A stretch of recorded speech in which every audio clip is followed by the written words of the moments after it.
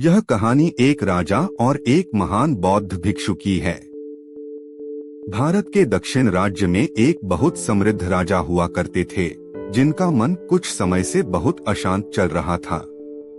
वह राजा अपने मन को शांत करने का बहुत प्रयास करता है, लेकिन उसका मन शांत नहीं हो पाता। वह अपने राज्य के बड़े बड़े विद्वानों को बुलाता है और पता लगाता है कि मन को कैसे शांत किया जाए। बड़े बड़े विद्वान आते हैं और उपाय बताकर चले जाते हैं, लेकिन कोई भी उपाय काम नहीं करता।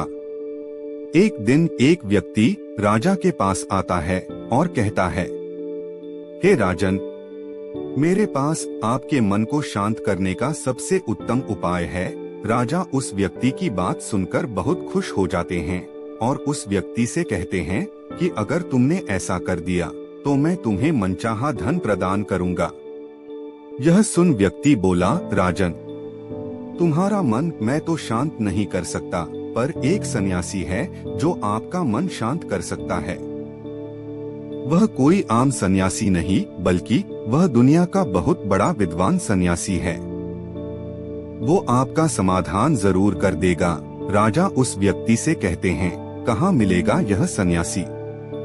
व्यक्ति ने कहा, चलिए मेरे साथ, मैं आपको उस जगह के बारे में बताता हूँ जहाँ आपको वो सन्यासी मिल जाएगा।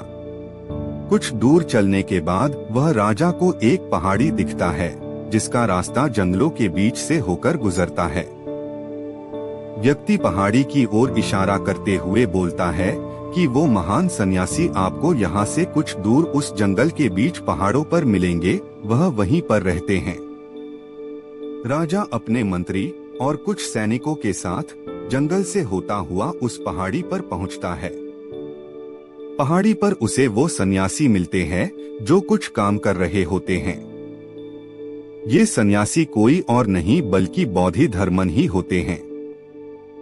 राजा बोधिधर्मन के पास जाता है और कहता है कि सुना है आप बड़े ज्ञानी सन्यासी हो, किसी ने मुझे आपके पास भेजा है कि आप ही मेरी समस्या का समाधान कर सकते हो। बोधिधर्मन राजा की बातों को अनसुना करते हुए अपना काम करते रहते हैं।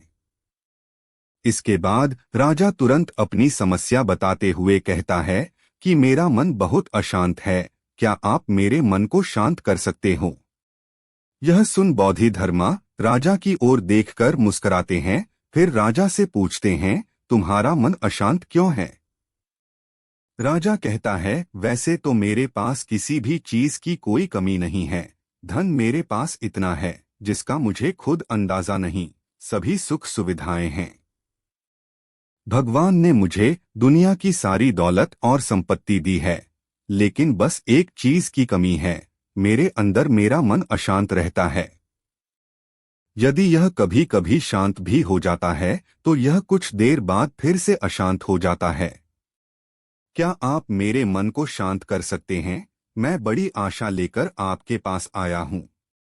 बाकी तो मैंने सब उपाय कर लिए, बस आप ही मेरी अंतिम आशा हो। बोधिधर्मा उस राजा से कहते हैं, बिल्कुल मैं तुम्हारे मन को शांत कर सकता हूँ। यह सुन राजा बहुत खुश होता है। राजा कहता है, उसके लिए मुझे क्या करना होगा? बोधिधर्मा मुस्कुराते हैं और कहते हैं, कल सुबह तुम मेरे पास आना और ध्यान रहे अकेले आना। राजा कहते हैं, ठीक है, मैं कल सुबह आपके पास आ जाऊंगा।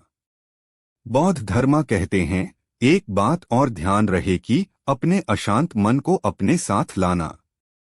यह सुनकर राजा चौंक जाता है और सोचता है, यह कैसी बात कह दी। राजा कहता है, आपने क्या कहा? कृपया एक बार और कहे, शायद मेरे सुनने में त्रुटि हुई हो। बोधिधर्मा फिर से वही बात कहते हैं, तुम कल सुबह जल्दी आना और अपने अशांत मन को अपने साथ लेकर आना। कहीं ऐसा ना हो कि तुम उसे अपने महल में छोड़ आओ। राजा सोचता है कि लगता है यह कोई पागल आदमी है, क्योंकि अब राजा के पास कोई विकल्प शेष नहीं था। इसलिए राजा सोचता है कि एक बार प्रयास कर ही लेते हैं। तो वो बोधिधर्मन से कहता है, ठीक है, मैं अशांत मन को साथ लाऊंगा। अगले ही दिन राजा सुबह सुबह बोधिधर्मा के पास पहुंचता है और कहता है, मैं आ गया। बौद्ध धर्मा उस राजा से कहते हैं, तुम तो आ गए, लेकिन तुम्हारा अशांत मन कहाँ है? लाओ उसे मुझे दे दो, मैं उसे अभी शांत करके तुम्हें दे देता हूँ। राजा कहता है, आप यह कैसी बात कर रहे हैं? आप इतने महान सन्यासी होकर यह भी नहीं जानते कि मन कोई ऐसी वस्तु नहीं जिसे मैं उठाकर आपको दे दूंगा। मन तो मेरे भीतर है। बौद्ध धर्मा उस राजा से कहते हैं, तो ठीक है, आओ यहाँ बैठो और अपनी आंख बंद करके उस अशांत मन को अपने भीतर खोजो। राजा अपनी आंख बंद करके अशांत मन को भीतर खोजने की कोशिश करता है। बहुत देर आंख बंद करके बैठे रहने के बाद बौद्ध धर्मा राजा के कंधे पर हाथ रखते हैं और कहते हैं, आंख खोलो राजन। जैसे ही राजा ने आंख खोली तो बौद्ध धर्मा उस राजा से पूछते हैं, क्या तुम्हें तुम्हारा अशांत मन मिला?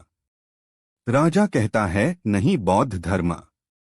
बौद्ध धर्मा बोले, ठीक है, अब तुम कल प्रयास करना, आज के लिए इतनी खोज पर्याप्त है।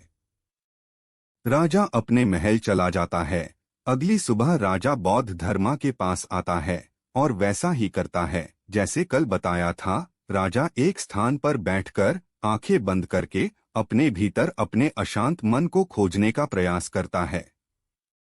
बहुत देर तक राजा बैठा रहता है। बौद्ध धर्मा फिर से राजा के कंधे पर हाथ रखते हैं और कहते हैं, क्या तुम्हें तुम्हारा अशांत मन मिला?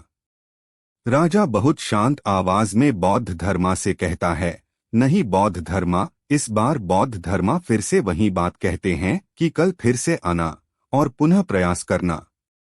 अगले दिन राजा बौद्ध धर्मा के पास आया और वैसा ही करता है जैसे पूरे 2 दिन से कर रहा था। राजा बैठता है और अपनी आंखें बंद करता है और अपने भीतर अशांत मन को खोजने का प्रयास करता है।